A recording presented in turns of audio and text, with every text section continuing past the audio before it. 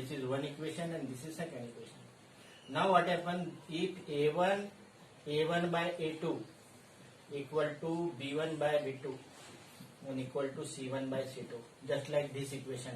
अभी लिया ना एक इक्वेशन, ये जैसे लिया मैंने 2x plus 3y equal to 4, इसका डबल किया जाए, कोएफिशिएंट ये इक्वेशन को डबल किया जाए तो 4x plus 6y equal to 8. ऐसा इक्वेशन रहे तो क्या हो जाएगा कि इसका रेशो कितना हो गया 2/4. This is A1 is here A1 is 2, B1 is 3, B1 equal to 3 and C1 equal to 4. A2 equal to 4, B2 equal to 6 and C2 equal to 8. इसके साथ कोई भी वेरिएबल मत लिखिए. बहुत सारे बच्चों को आदत होती है ये 2x लिखते वेरिएबल, 2x नहीं, A1 not variable, 2x coefficient लिखते 2x नहीं, A1 equal to 2, B1 equal to A2 equal to 4.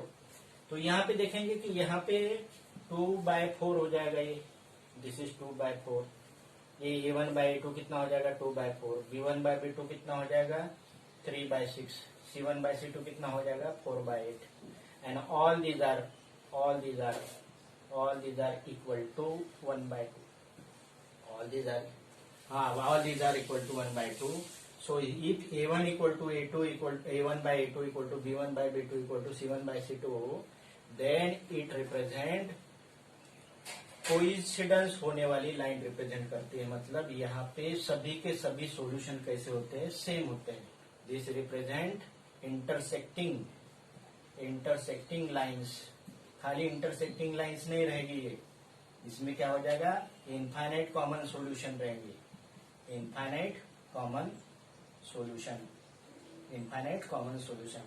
This represent intersecting line. कैसी इंटरसेक्टिंग लाइन, एक पॉइंट पे इंटरसेक्ट नहीं होगी. कितने पॉइंट पे इंटरसेक्ट होगी, इनफाइनाइट नंबर. क्यों? क्योंकि दोनों लाइन सेम है.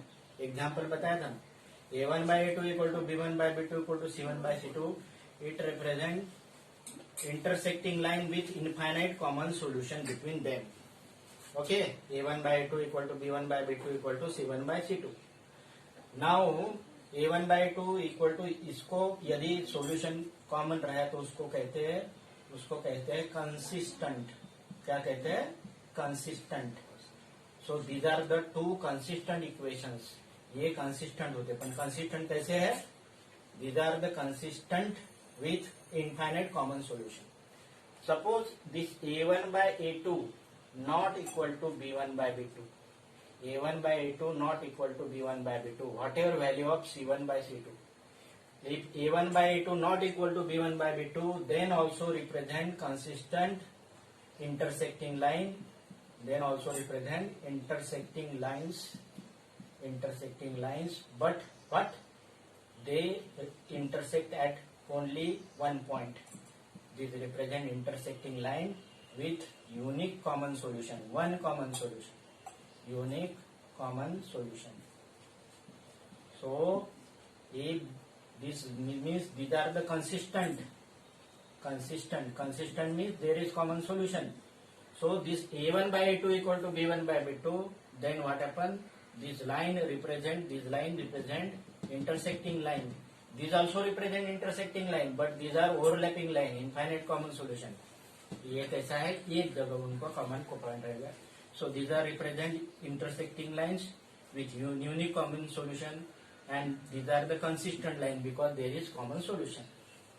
And third, if A1 by A2 equal to B1 by B2 but not equal to C1 by C2, then it represent parallel line. Parallel line means no common solution.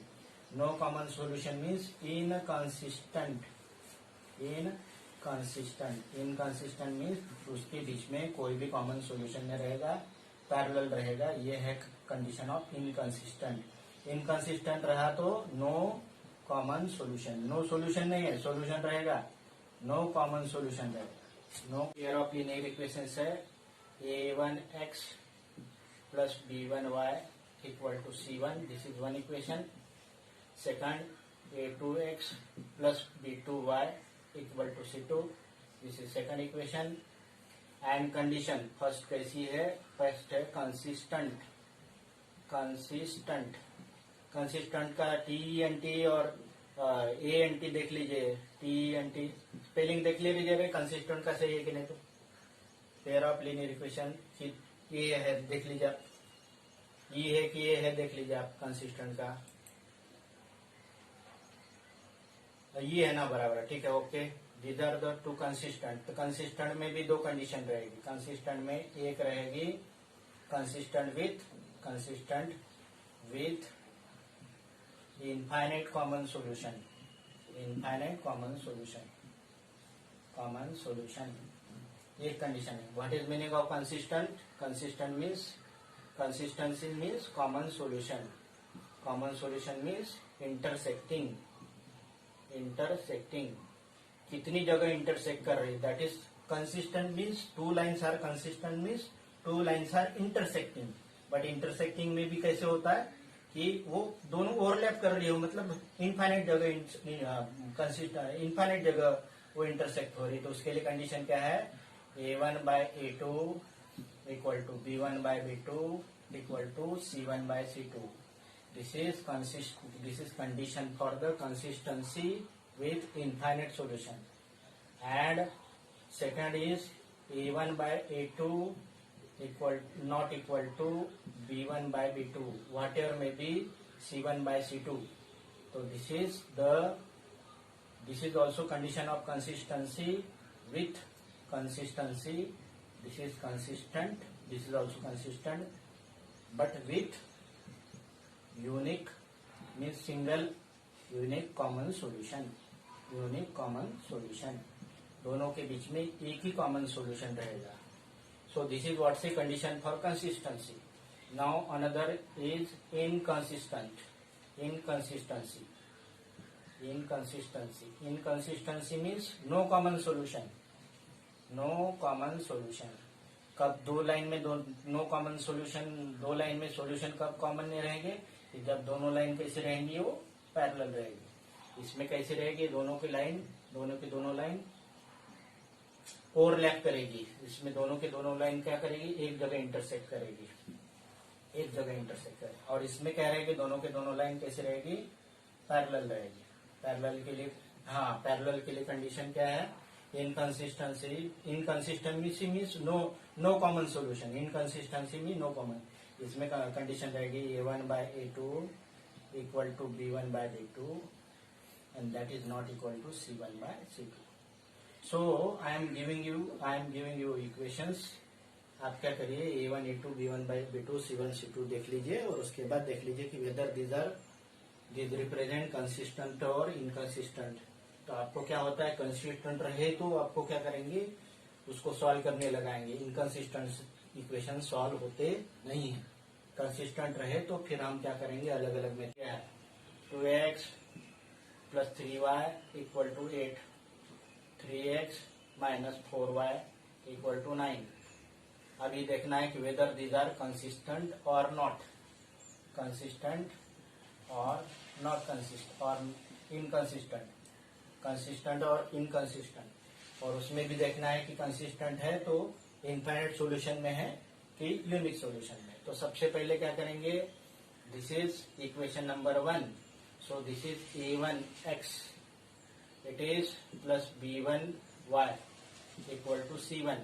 This is A2x plus B2y equal to C2. Now if you compare then what happened? This A1 equal to 2, A1 equal to 2, B1 equal to 3 and C1 equal to 8. This is second step. Then A2 equal to 3, B2 equal to -4 and C2 equal to 9. ये है आपकी second step. सबसे पहले equation को देख लीजिए. A1, A2, B1, B2, C1, C2 लिखिए. पहले से डिसीजन में मत पहुंच जाइए कि ये कंसिस्टेंट है कि इनकंसिस्टेंट है. ठीक है. उसके बाद क्या करिए आप? A1, A2 का रेशो फाइंड करो, B1, B2 का रेशो फाइंड करो और C1, C2 का रेशो फाइंड करो. ये फाइंड करने के बाद कुछ डिसीजन पे पहुंचो. A1 A2 equal to 2/3, B1 B2 equal to 3/-4, C1 C2 equal to 8/9. So what we find?